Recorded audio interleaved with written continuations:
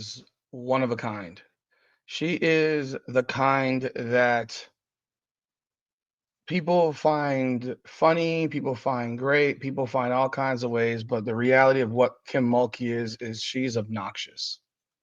That is the reality of Kim Mulkey.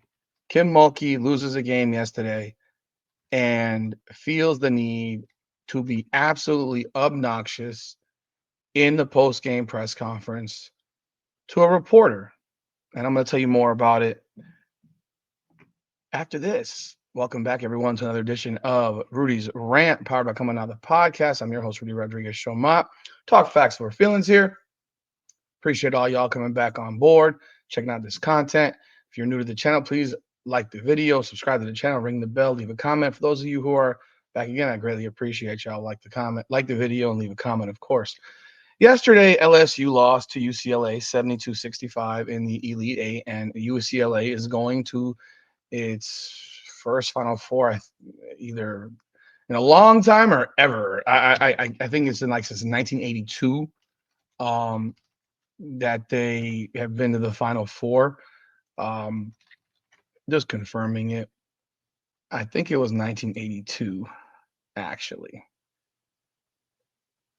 No, no, actually, it's yeah, this is the first Final Four. They went to the AIAW Final Four in 78 and 79. So this is the first time in the NCAA, but this is the third time in program history they did win a championship under the AIAW banner in 1978. But last year they lost to LSU in the Sweet 16. And this year was about getting that back. And they were able to do that. Of course, I have said the biggest difference from this team this year for LSU and last year's team is size. They don't have size. They are a guard heavy team. Anissa Morrow is a 6'6" guard. She's not a big, but she plays huge. And that's a credit to her. But Kim Mulkey, love her or hate her, she is to me a woman version of Greg Popovich. She gets away with stuff that most coaches would not get away with. So, for example, I think Greg Popovich is a complete and utter douchebag. I find nothing endearing about Greg Popovich. I find nothing endearing about how he treats media, how he acts and behaves in those interquarter interviews where he's just completely rude and condescending. And he's always rude and condescending. And no one ever calls him out on the bullcrap. They should, because there's kids watching this. I know people don't want them to role models. You're a head coach of an NBA team and you act like an asshole at every given opportunity when you're being interviewed by media. You're condescending constantly. Kim Mulkey is she's in that same world. And yesterday she had an exchange with a reporter who I'll tell you more about after I show this to you. So take a look.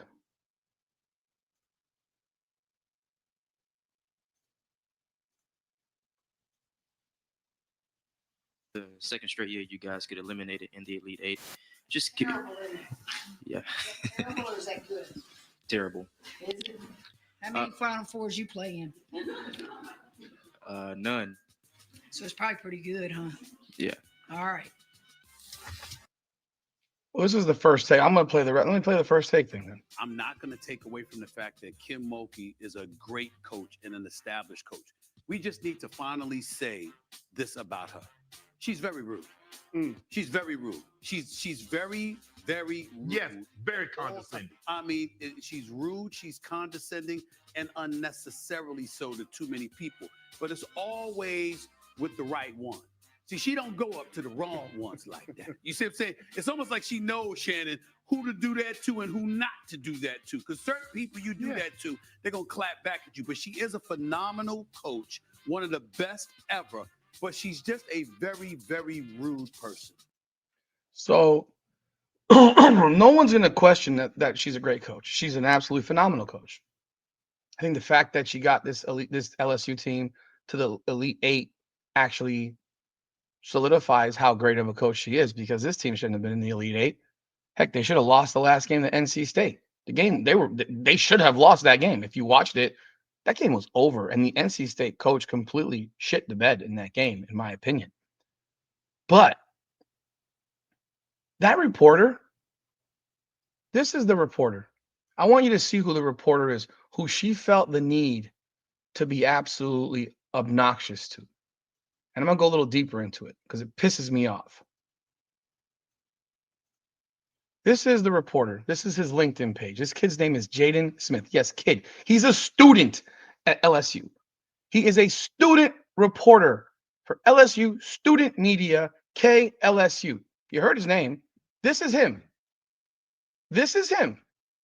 He has been a student reporter for 2 years and 2 months for a student publication, student radio, whatever this is.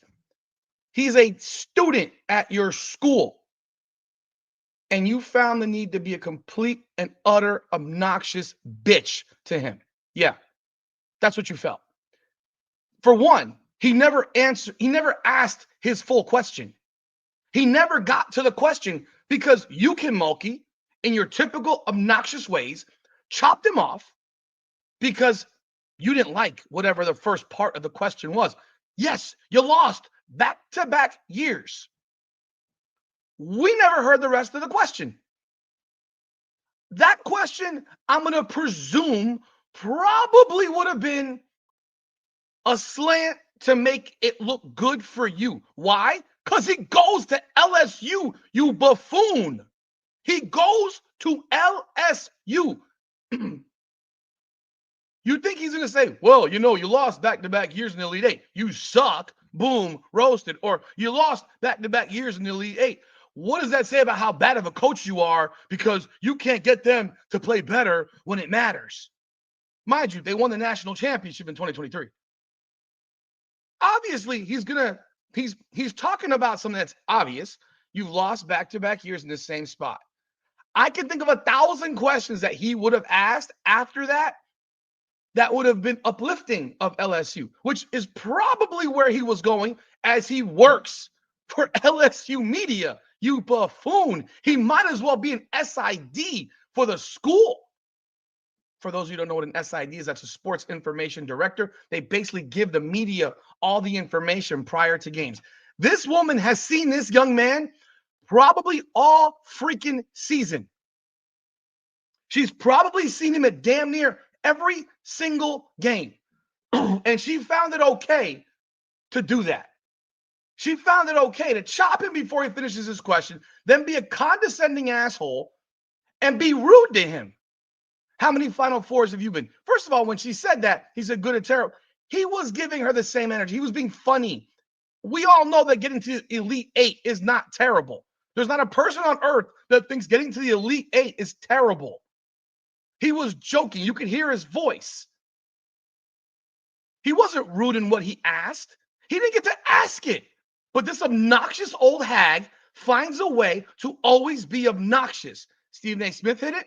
Shannon Sharp said it in his own in Nightcap with Ocho. And Ocho, of course, takes the other route because he has no idea. He doesn't watch women's basketball. He has no idea the history of Kim Mulkey and how rude she is all the damn time. Last year, she was a fucking liar.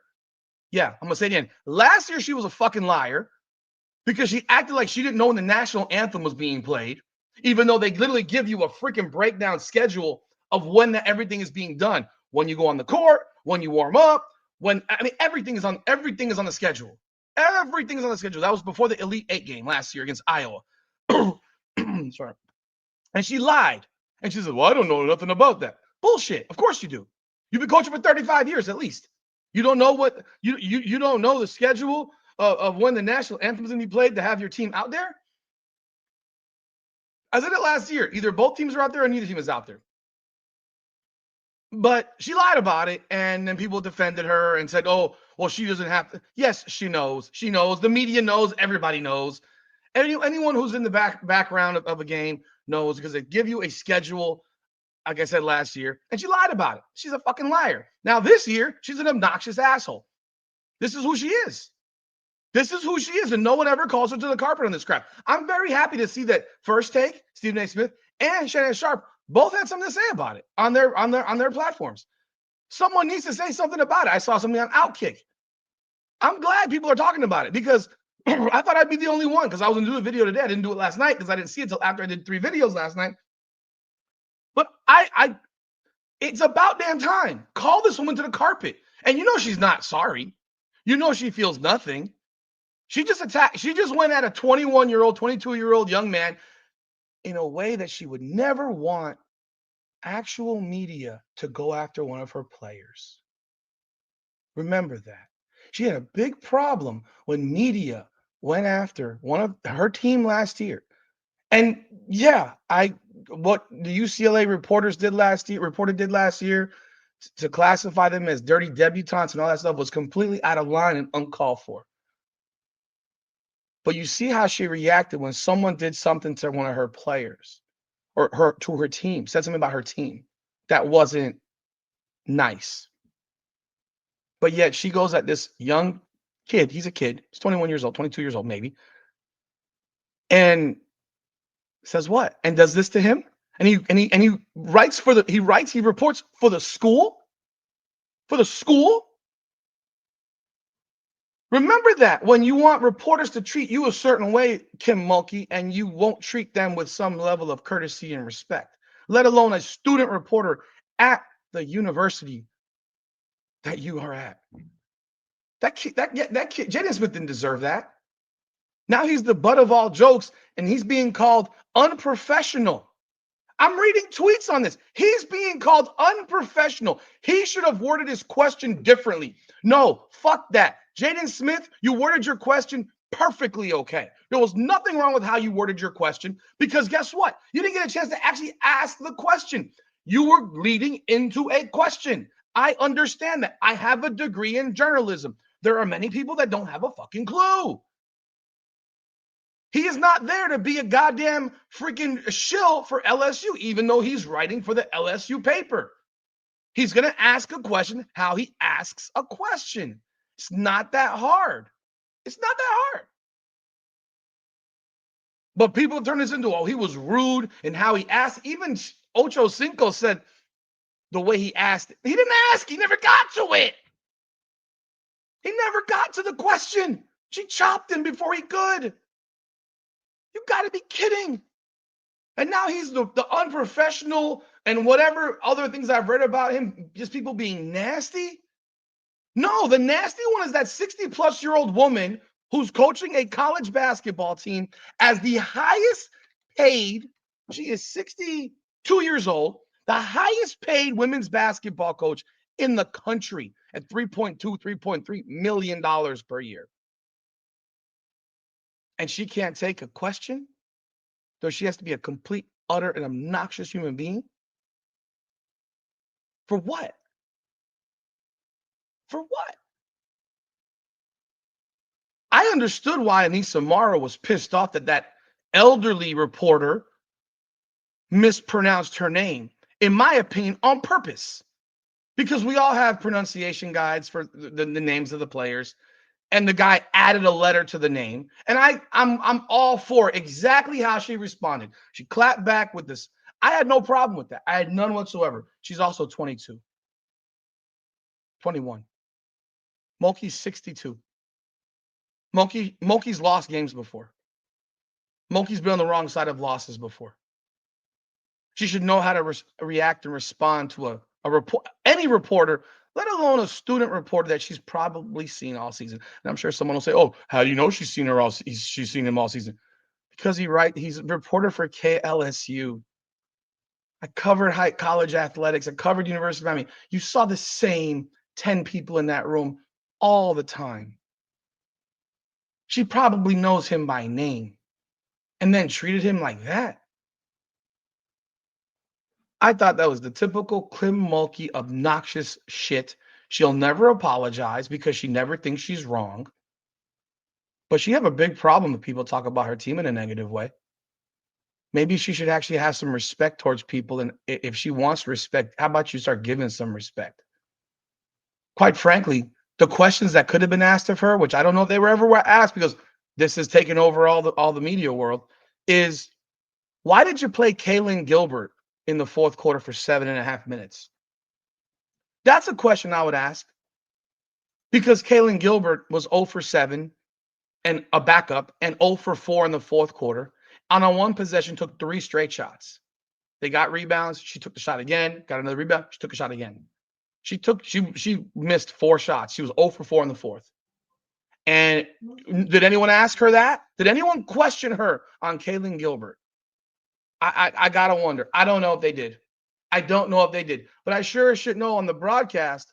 The broadcast noticed how she was losing her mind over the fact that Kaylin Gilbert took those 3 straight shots on that one possession with about 5-6 minutes to go in the game and looked unhappy. But yet you left her in the game for the next 6 minutes to finish the game. 0 for 7. 0 for 7. I mean, what do I know? Those are the questions that you could ask, and then you could really put her on the spot. He was asking her a lot. He was lobbing her a softball. Because I would have said, my question for that, if I'm a student reporter, is you've lost the last 2 years in the Elite Eight. Comparing this team that has no size whatsoever, no effective size, no, like you got a tall girl in Leah Del Rosario, but she's not a player. She played a minute. You got Jersey Wolfenbonger who played 7 minutes. Like you don't have any legitimate players that size. And you're playing with Morrow and Samaya Smith guarding Lauren Betts, who's 6'7". They're 6'1", 6'2". Talk about this team and how, with no real size, would you have ever expected this team beginning of the year to get to the Elite Eight? Because to me, going 31-6 with this team is absolutely freaking impressive. And quite honestly, if they had played a little bit better, namely Michaela Williams, they might have won the game. Morrow was struggling. I mean, she's dealing with major size differences, and she didn't grab her typical double-double. She had 7 boards in 38 minutes, which is way below her typical. But Michaela Williams, to me, was the difference for them. She wasn't hitting on the perimeter. She finally hit a couple mid-rangers in the fourth quarter. But other than that, she did nothing for most of the game. She turned the ball over 5 times in the first half. They turned the ball over 15 times. Both teams did. But she was largely ineffective for most of the game. That's a softball. To me, LSU overachieved for what they had. They had good little talent. They didn't have any bigs. They had no size. And yet all that woman can do is attack this kid. Try to make him look like he's the problem. She's the problem. She's obnoxious. She's rude. She's condescending. She's unpleasant. She's not a pleasant person to talk to. She's a female Greg Popovich. And yet they'll never call out Greg Popovich. I wish they would. They should. They should. But you let me know your thoughts in the comments. What did you think of Kim Mulkey's response? Never got the question out. Let me know what you think. Leave a comment, like, subscribe, follow, hit that bell. This is Rudy's Rant. Come on now.